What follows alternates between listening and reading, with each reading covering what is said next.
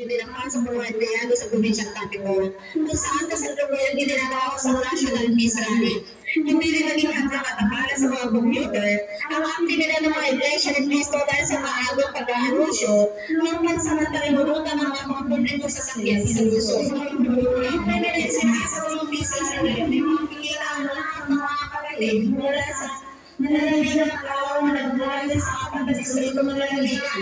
Kung sino na magkikapatay sa grupo tungkol sa kalawagan ng pamamahala para sa ikasusunod na kapayapaan ng aming bansa. At saka, kung sinasin na nagagawin ng mga ipamila sa buong bansa ang kanyang kasabihan sa mga ganitong kaisahan. Dahil mula dito sa Presidente Vicente sa pagkakasya sa National Government for Special Knowledge ang pero sa mga sinito ang Renato Pagkulat at nakasibong sa Panawan.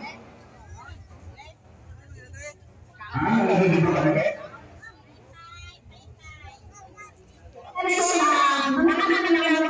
Pero sa kasalukuyan ay medyo uminit naman. Pagkakat kanina habang naghihintay ng aming view ng aming pagtawag mula sa Impilan, ay medyo magmula naman kaya medyo nagkaroon ng pag-aalala sa mga kapatid dito na baka hindi sila makita sa National TV.